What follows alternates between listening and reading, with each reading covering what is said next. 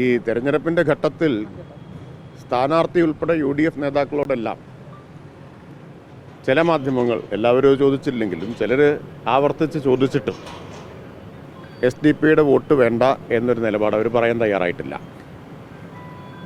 എങ്ങനെയാണ് ഉരുണ്ട് കളിച്ചത് എന്നത് ഇന്ന് വൈറലായി കഴിഞ്ഞ ദൃശ്യങ്ങളാണതെല്ലാം. ആ ചോദ്യത്തിന് മറുപടി പറയാതെ എങ്ങനെ ഉരുണ്ട് കളിച്ചു എന്നത് ഇന്നസെൻറ്റിൻ്റെ ഒരു രംഗമുണ്ടല്ലോ, അതിനെ ഓർമ്മിപ്പിക്കുന്ന തരത്തിലായിരുന്നല്ലോ അന്നത്തെ അവരുടെ പ്രകടനങ്ങളൊക്കെ.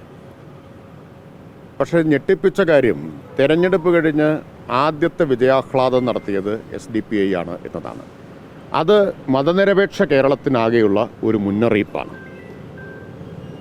ആ SDPI ഞങ്ങളാണ് വിജയിപ്പിച്ചത് എന്ന് അവകാശപ്പെടുമ്പോൾ അതിനെ തള്ളിപ്പറയാൻ എന്താണ് ഒരു UDF നേതാവിനും നാവ് പൊങ്ങാത്തത്? അതിനെ തള്ളിപ്പറയാൻ കഴിയാത്ത വിധത്തിൽ SDP തടവിലായി UDF എന്നല്ലേ അത് കാണിക്കുന്നത്? ഏറ്റവും ചുരുങ്ങിയത് അത് പറയണ്ടേ അവർ? ഇത് ഞങ്ങളുടെ വിജയമാണ്, ഞങ്ങളുടെ വിജയത്തിൽ ഒരു മതതീവ്രവാദ സംഘടനയും അവകാശവാദം ഉന്നയിക്കരുത്, നിങ്ങൾക്കൊരു പങ്കുമില്ല എന്ന് പറയാനുള്ള ധൈര്യമില്ലാത്തത് എന്തുകൊണ്ടാണ്? അത് കേരളം ചർച്ച ചെയ്യും, കേരളം കാണുന്നുണ്ടത്.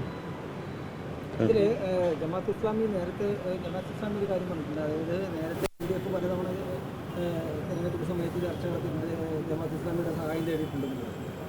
ഒരു ചർച്ചയും ഞങ്ങൾ നടത്തിയിട്ടില്ല. ഇപ്പോൾ ഫാക്ട് ചെക്കിൻ്റെ ചില വിവരങ്ങളൊക്കെ പുറത്തു വന്നല്ലോ. ഒരു ഫോട്ടോ എന്തോ ചർച്ച നടത്തിയെന്ന് പറഞ്ഞത് അത് തെറ്റാണ്, വ്യാജമാണ് എന്നുള്ള കാര്യം ഇന്നലെ പുറത്തു വന്നിട്ടുണ്ട്. ദേശാഭിമാനി എഡിറ്റോറിയലിനെ കുറിച്ച് പറഞ്ഞു. ദേശാഭിമാനി എഡിറ്റോറിയലിലെ വാചകങ്ങളും ഇന്നലെ പലരും അത് ചൂണ്ടിക്കാണിച്ചല്ലോ. ജമാഅത്തെ ഇസ്ലാമി ലോകത്തുണ്ടാകുന്ന എല്ലാ പ്രശ്നങ്ങളെയും മതത്തിൻ്റെ വീക്ഷണകോണിൽ മാത്രം വിലയിരുത്തുന്ന സംഘടനയാണ് എന്നാണ് ദേശാഭിമാനി എഡിറ്റോറിയൽ എഴുതിയിട്ടുള്ളത്.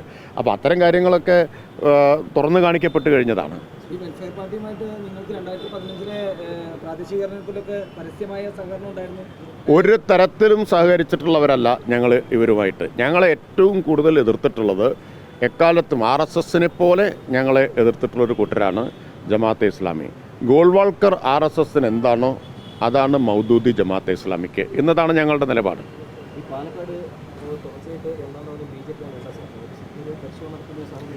ആ അന്തരം കുറഞ്ഞില്ലേ? ഇപ്പോൾ 6 മാസം മുമ്പ് BJP ഞങ്ങളും തമ്മിലുണ്ടായിരുന്ന അന്തരം 9,000 വോട്ട്. 3 കൊല്ലം മുമ്പ് നിയമസഭാ തെരഞ്ഞെടുപ്പിലുണ്ടായിരുന്ന അന്തരം 14,000-ലധികം വോട്ട്.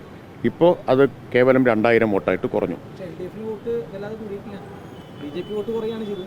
നിങ്ങൾ മനോരമയാവുമ്പോൾ കുറച്ച് പ്രയാസം കാണുക LDFന് വോട്ട് കൂടിയത് അംഗീകരിക്കാൻ. കാരണം മനോരമ LDF ഷൂ ആയി പോവും എന്നാണല്ലോ പ്രതീക്ഷിച്ചത്. ചേലക്കരയിലെ ജനങ്ങളും ഒറ്റവാക്കിലൊരു മറുപടി തന്നിട്ടുണ്ട്. അതിപ്പോൾ ഞാൻ പറയുന്നില്ല ആ വാക്ക് എന്താണെന്നുള്ളത്. ഒറ്റവാക്കിലൊരു മറുപടി തന്നിട്ടുണ്ട്. ഞങ്ങളുടെ വോട്ട് 2021 കൂടി, 2024 ലോക്സഭാ ഇലക്ഷനേക്കാൾ ഗണ്യമായിട്ട് കൂടി.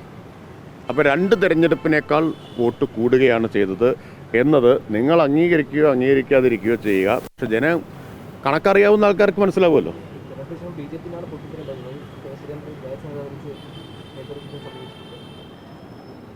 ഞാൻ അതിനെപ്പറ്റിയൊന്നും മനസ്സിലാക്കിയിട്ടില്ല. പൊട്ടിത്തെറികൾ നടക്കട്ടെ, പൊട്ടിത്തെറികൾ നടക്കട്ടെ. ഒരു കാര്യം ഉറപ്പ്, BJPക്ക് UDF സഹായത്തോടെ തൃശ്ശൂരിലൊരു പാർലമെൻറ്റ് സീറ്റ് കിട്ടി എന്നതുകൊണ്ട് 86,000 വോട്ട് UDF കനിഞ്ഞ് അനുഗ്രഹിച്ച് നൽകിയപ്പോൾ ഒരു പാർലമെൻറ്റ് സീറ്റ് കിട്ടി എന്നതുകൊണ്ട് കേരളത്തിൽ ശാശ്വതമായിട്ടുള്ള ഒരു വളർച്ചയും ഉണ്ടാക്കാൻ കഴിയില്ല എന്നതാണ് യാഥാർത്ഥ്യം.